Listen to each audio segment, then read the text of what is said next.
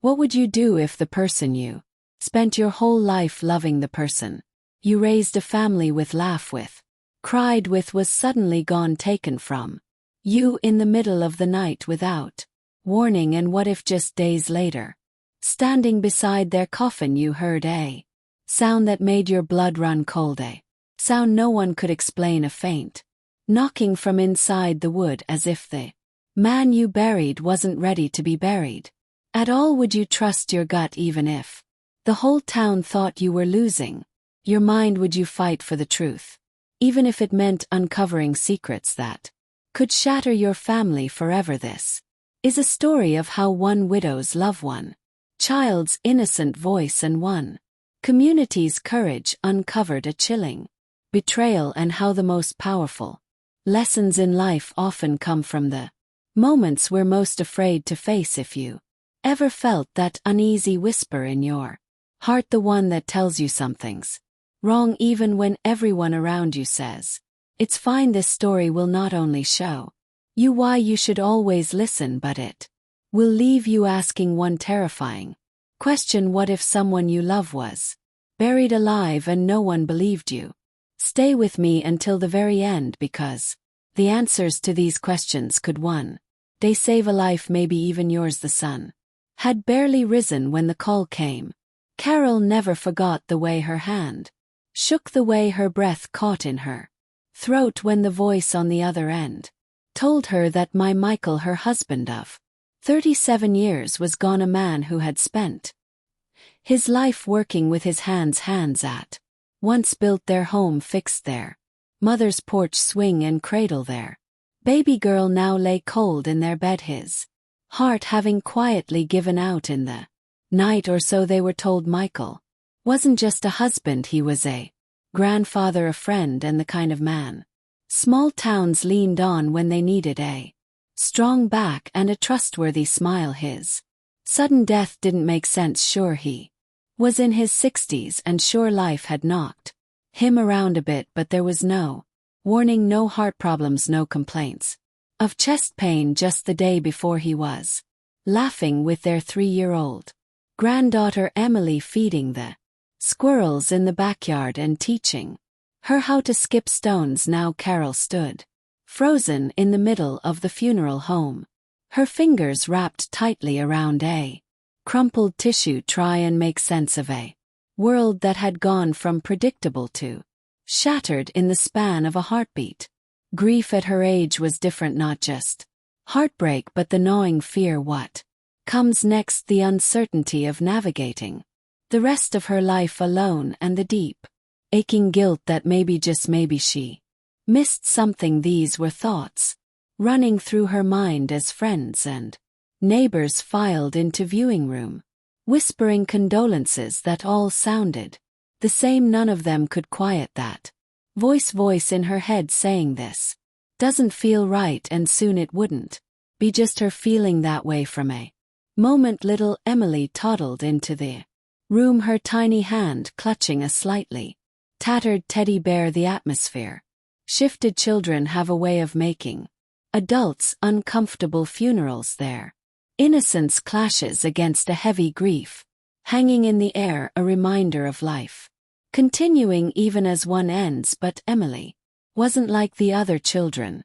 offering awkward hugs or asking why Grandpa was sleeping. No, she walked straight up. The polished oak coffin stood on her tiptoes, and with a clarity only a child can muster, pointed directly at the closed lid and said, "Grandpa's talking to me, he's scared." The room stilled like the air had been sucked right out. It was a kind of statement that rippled to the crowd, raising the hairs on the backs of necks and sending shivers through even the most practical noon's mourners. Carol's heart stumbled over itself, because deep down she knew her granddaughter wasn't the type to make things up. Emily had always had a connection to Michael, her little shadow, always clinging to his leg, watching cartoons, curled up on his lap, helping him dig in the garden with her tiny plastic shovel. When Michael left the house, Emily would press her face to the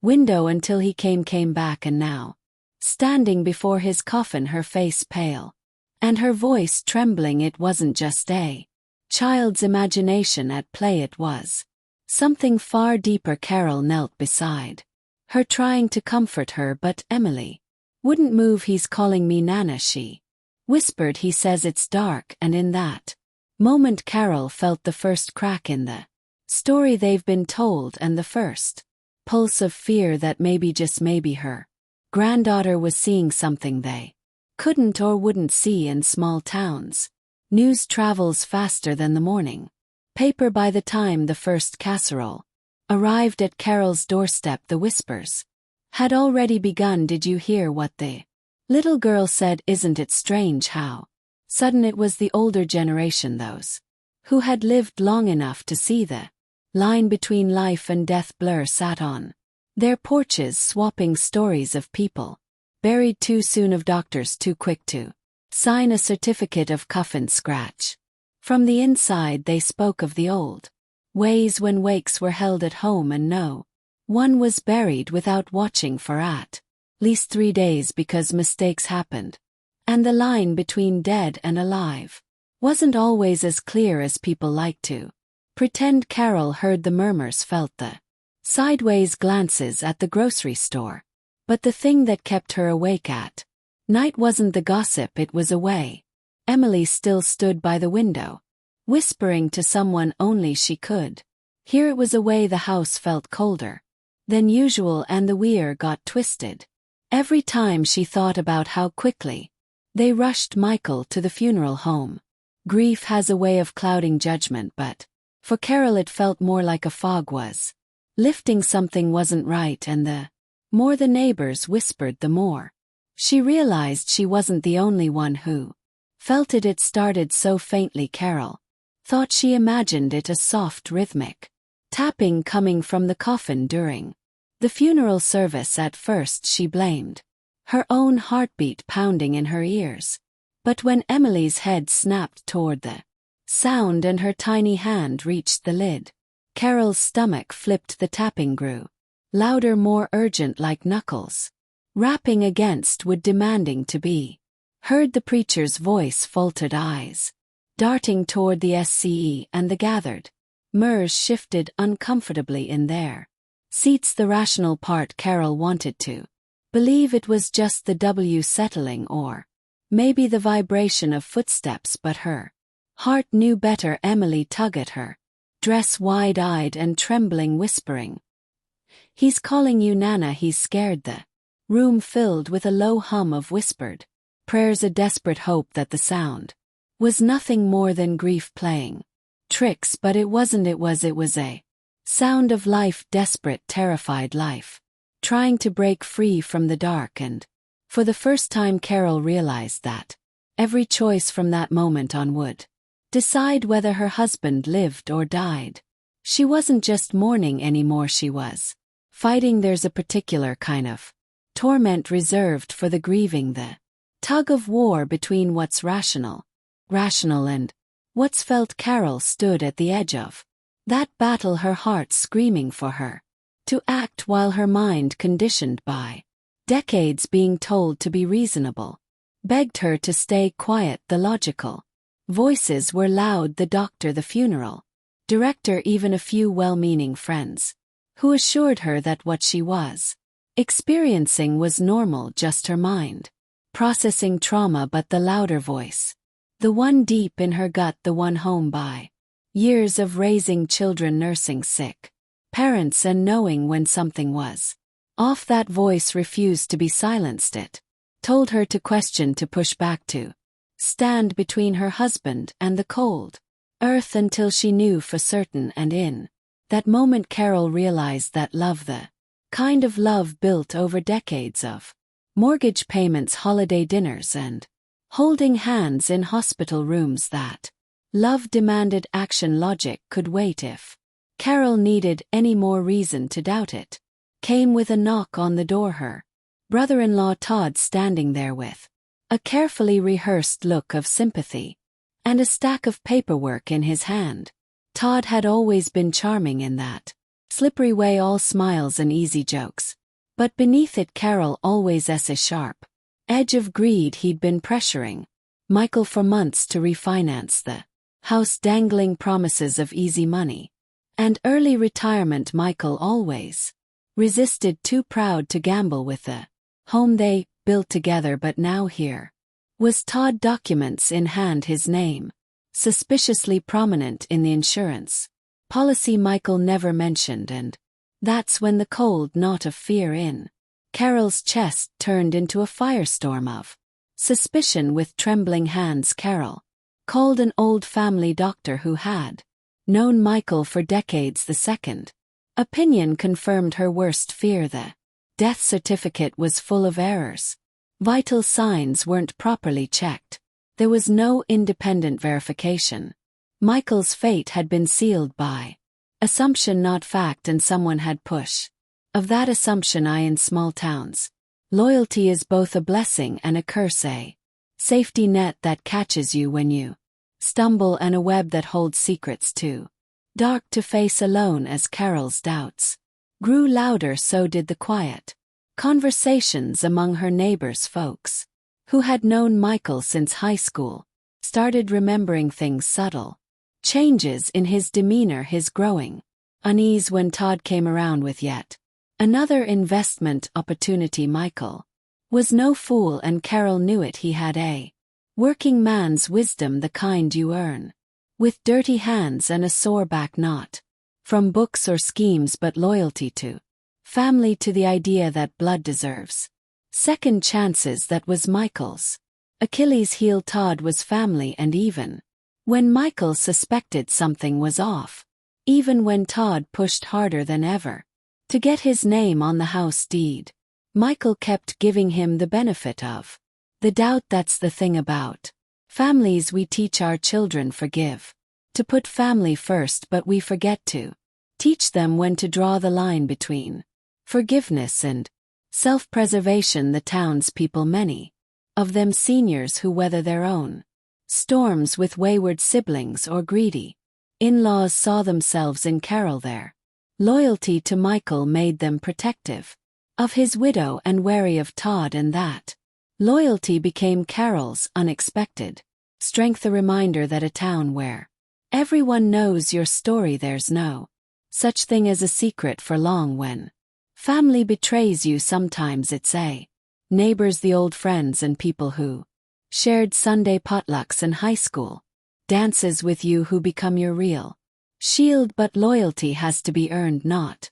inherited, and Todd was about to learn that the hard way. The decision to open Michael's coffin wasn't made lightly, nor was it made alone. Carol stood at the center of her living room, surrounded by the very people who had once stood at her wedding, now standing as witnesses to the unraveling truth. There was no longer any room for doubt. Emily's whispers, the knocking, the forged papers, the sudden changes in insurance, all of it formed a puzzle whose final piece lay beneath that coffin lid. The night before the exhumation, Carol sat alone in her bedroom, clutching a framed photo of Michael, whispering a prayer, not just for him but for herself, for the strength to face whatever they found, because that's what grief does. It forces you to become someone you never planned to be. You become your own advocate, your own detective, your own voice in rooms where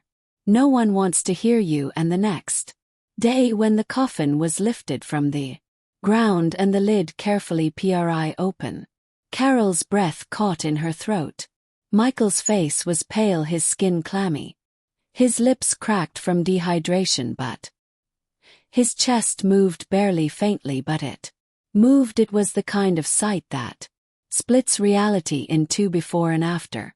Before, Carol was a grieving widow. After, she was a woman who had saved her husband's life by refusing to silence the voice inside her that said, "This isn't right." And in that moment, standing over the open coffin, every mner learned a lesson that would echo through that town for generations. Listen to the ones who love you, because sometimes they hear the truth before anyone else. When the dust settled and Michael was rushed to the hospital, the truth came crawling out from the cracks like roaches fleeing the Light at first, the funeral director, tried to blame the doctor, claiming an honest mistake. The doctor pointed at the coroner, and the coroner, well, he pointed at Todd. Paper trails are hard to erase completely, and greed leaves fingerprints on every document it touches. It turned out that Todd hadn't just suggested the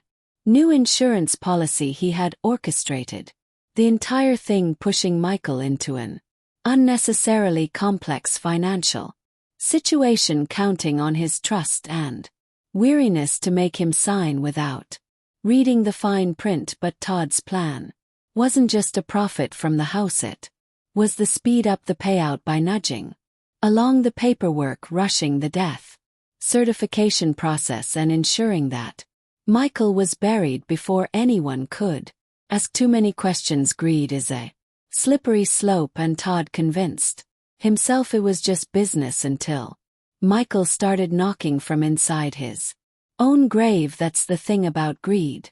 It's always is louder than conscience, but it can never drown out the truth forever, and the truth once found doesn't just expose lies, it forces us to ask how many times we ignored our own instincts for the sake of keeping the peace. The night after Michael was rescued, something happened in that town. Something Noah had seen in decades. Porch light stayed on late into the night, not out of fear but out of solidarity. The town came together, not just from Michael and Carol, but for themselves, to remind each other that trust is a foundation small towns are built on, and when that trust is betrayed, it's not just one family that suffers but every family. Senior couples who had known Michael and Carol for decades formed an informal neighborhood watch, not for crime but to watch out for each other, to make sure no one else was left alone to fight battles in the dark. And that's the lesson life keeps teaching us over and over again. We're only as strong as the people we choose to stand beside. When one of us falls, the rest of us have to be willing to pick up the pieces, to fight for the truth, and to remind each other that family isn't just who shares your blood, it's who stands beside you when the lights go out. Todd's arrest was just the beginning. The real battle wasn't in the courtroom but in Carol's heart, because grief doesn't disappear when the truth comes out, it just changes shape. Now, instead of mourning her husband's death, Carol was mourning the death of trust, the loss of innocence, the shattering of the belief that family always means safety. Michael's slow recovery meant Carol had become something she never planned to be, not just a wife but protector, an advocate, and a woman willing to stand up in court and say, "This man tried to steal my husband's life." There's nothing easy about confronting evil when it shares your last name. But Carol knew that protecting Michael meant teaching Emily a lesson that would shape her future, that silence isn't love. And sometimes the bravest thing you can do is speak the truth, even if your voice shakes. Throughout the ordeal there was one anchor that kept Carol grounded, the unshakable innocence of Emily. It was Emily's voice, soft and certain, that refused to let the adults bury the truth along with Michael. And that's the thing about children. They don't know how to filter their instincts. They don't doubt themselves into silence. Emily's unwavering love for a grandfather didn't just save Michael. It saved a whole family from living under the weight of a terrible lie. There's a lesson there for every parent, grandparent, and elder. The next time a child tells you something that seems impossible, don't laugh it off. Listen. Sometimes the clearest voice in the room comes from the smallest body. When the judge handed down Todd's sentence, 25 years without parole, the courtroom was silent. Not from shock but from relief. Justice isn't just about punishment, it's about restoring the balance, making sure the innocent can sleep at night and the guilty understand the price of their choices. Carol didn't celebrate, but she did breathe for the first time in months. Because justice doesn't bring back lost time but does give you back your voice. In the months that followed, Carol and Michael rebuilt their life not as it was, but as something new, stronger, wiser, and surrounded by a town that had learned that silence has a cost. Their story became a warning and a beacon, proof that truth can't stay buried and that the people who love you are your greatest offense against the dark.